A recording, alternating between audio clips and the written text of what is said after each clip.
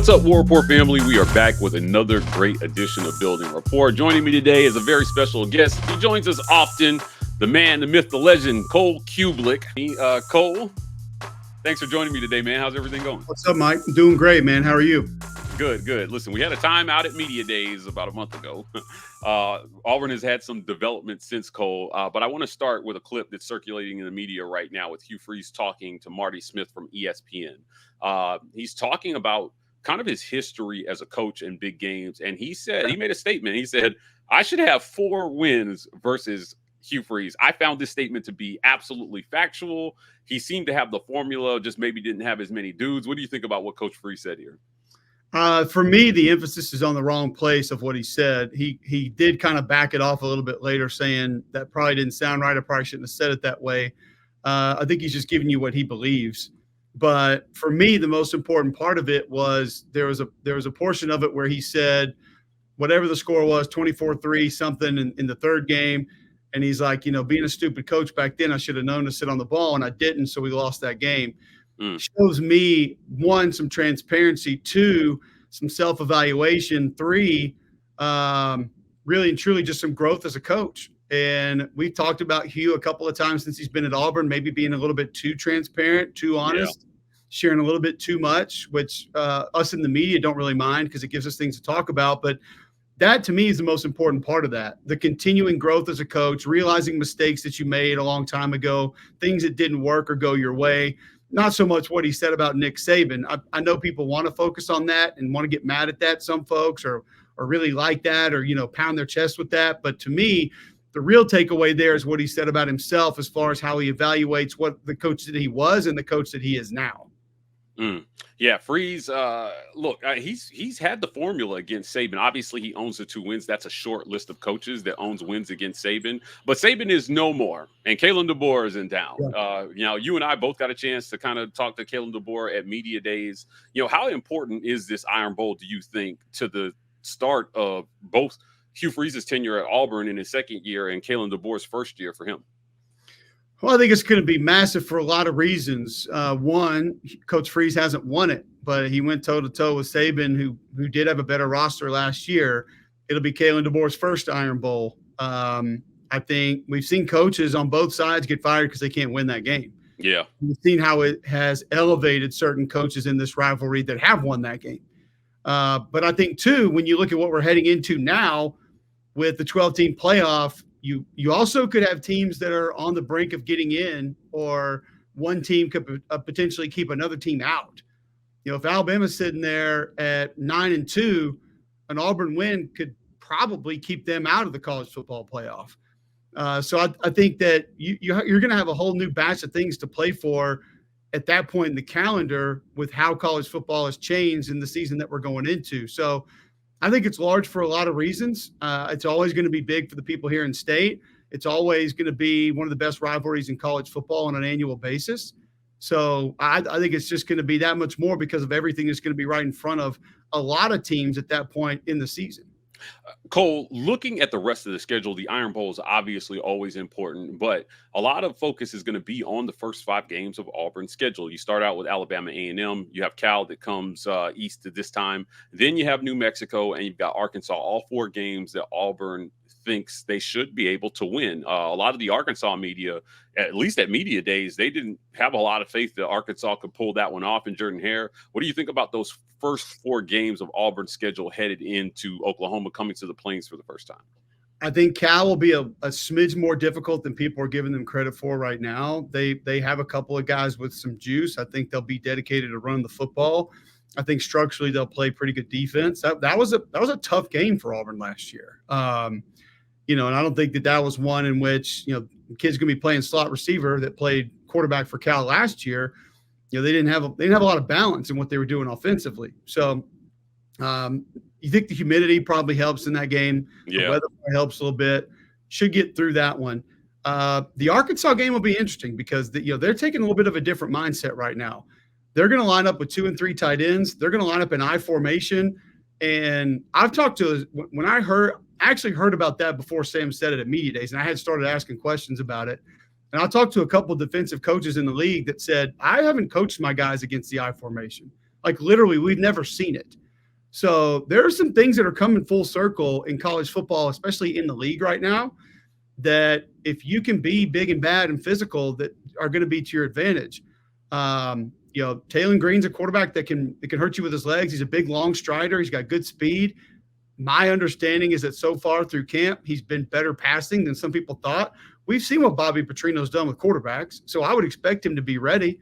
And their defensive line is going to be pretty good. I mean, obviously, Landon Jackson's going to be a guy that I think they play some inside and outside. I think they'll be very multiple with their fronts, probably more 3-down than people think because they're pretty deep at linebacker. So they want to get those athletes on the field.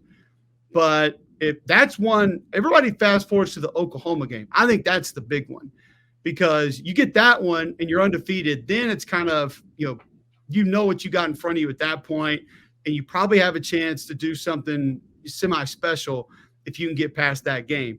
The Oklahoma game will kind of take care of itself. That one's just going to be massive in general. But if you can get through Arkansas and be undefeated for that Oklahoma game, it's going to make it a lot of fun.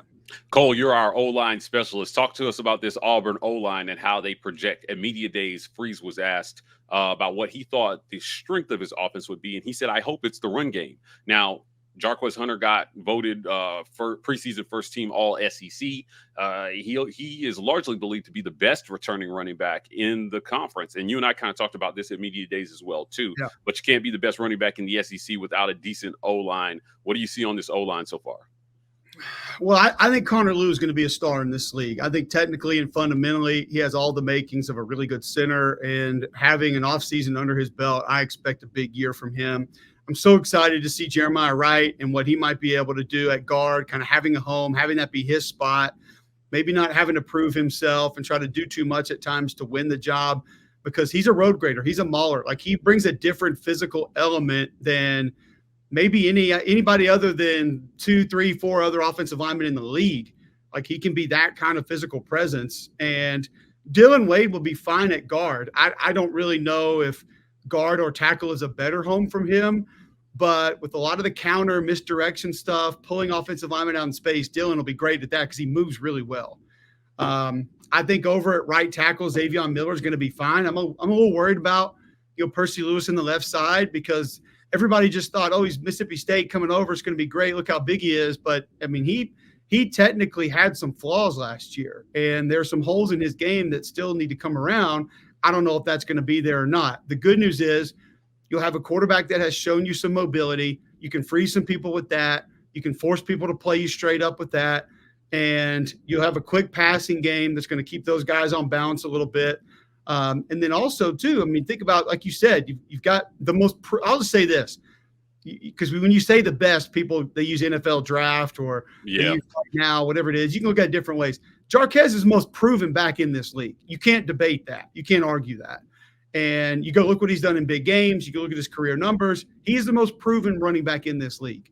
So I think they're confident in what kind of run game they can have when you put all those things together, how that offensive line gels, how much better they can get, how the tight end group helps. I think all of that will go further in just can they be an elite rushing attack? Because they have the chance to be pretty good. And I think they're confident in it now. And you and I have talked about if you get a little bit better at wide receiver, that's going to make your quarterback more confident. That's going to force defenses to play you a different way. That's going to open up your run game more than anything else. I mean, hell, you keep 2 safeties 15 yards off the ball, all of a sudden life's a lot easier. You make people respect your perimeter passing game, all of a sudden life's a lot easier. So all of that's going to – it's not just can the offensive line be dominant. That obviously goes a long way, and that can be a big help. But there are other pieces that are going to go into helping the offense be great and potentially helping that rushing attack be great also. Speaking of the passing game, Coach Freeze very graciously let us watch a fall scrimmage this year as media. Now, he didn't do that last year. I think maybe some alumni got access to some of the fall scrimmages. But Malcolm Simmons and Perry Thompson were on full display in this scrimmage. They tried to get the ball to Cam Coleman a couple times. His talent is clear. I don't think anybody's doubting whether he's talented or not. But you're talking about 2 guys who came in after the spring. Perry Thompson caught a 60-yarder from Hank Brown.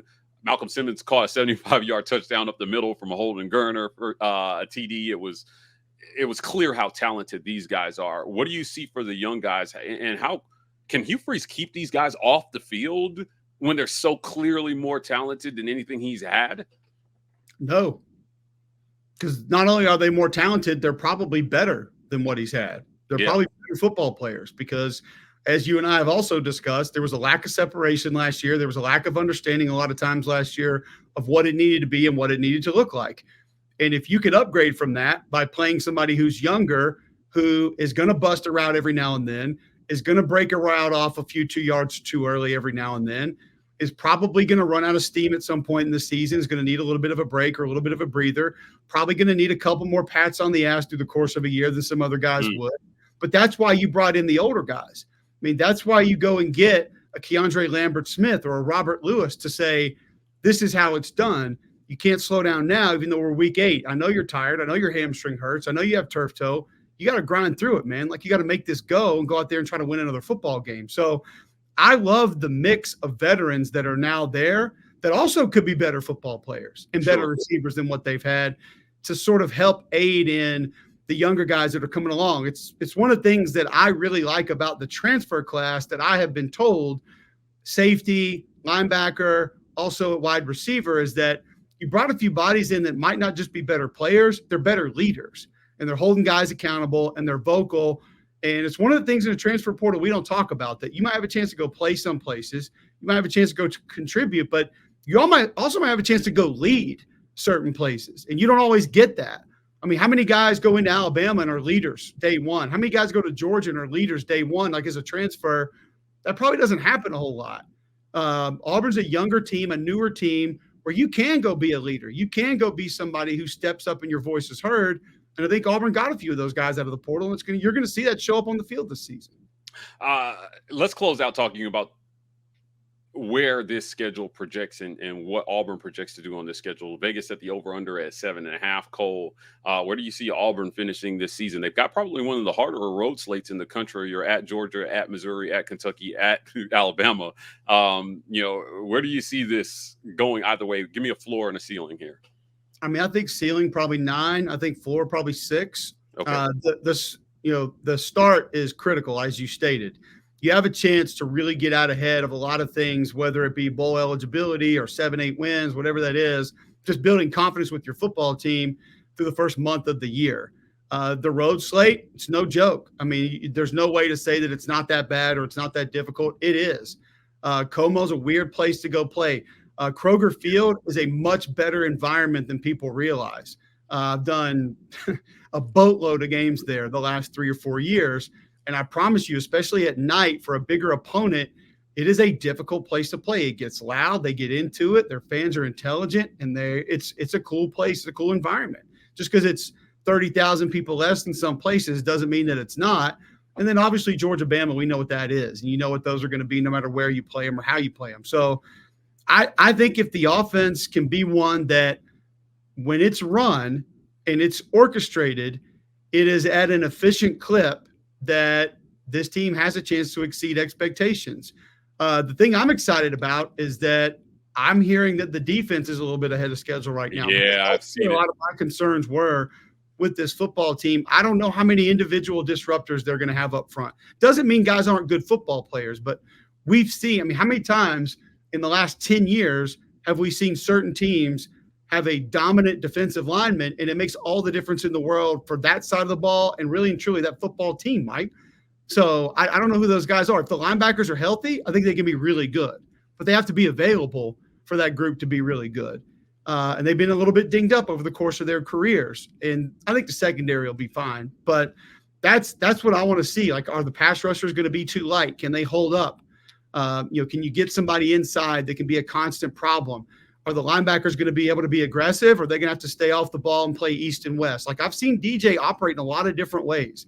You look back, look at A&M last year. They had a dominant defensive line, so it was kind of see ball, get ball. Linebackers didn't have to be super aggressive, and I think that kept a lot of things at front and limited a lot of big plays. Well, I've seen him run 3 down and be super aggressive and move everybody all the time, like when he was at Ole Miss, because he didn't have the same kind of guys. So I'm kind of more interested just to see structurally where he wants to live and how he wants to be on a week-in, week-out basis, and then who individually can step up and make some plays consistently to help that defense maybe be better than we think it can be.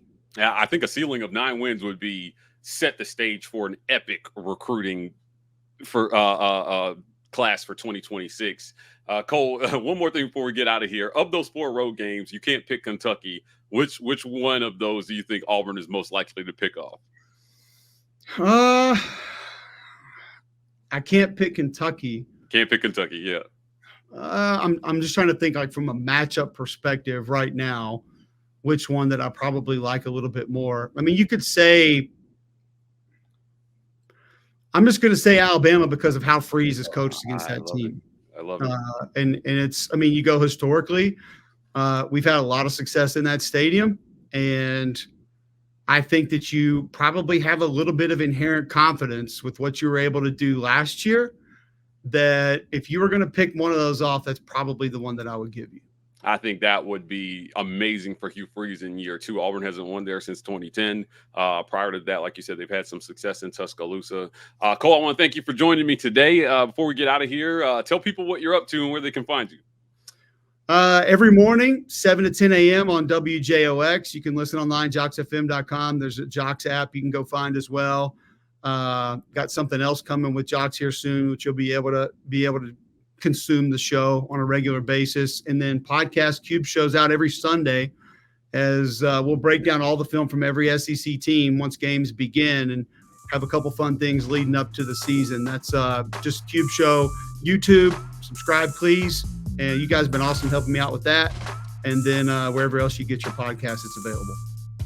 Guys, that's it for another great edition of Building Rapport with my guy, Cole Cubelic. If you want more content like this, please hit like and subscribe. We are The War Report on every social media platform. TW Report on TikTok. We're signing off, and as always, War Eagle.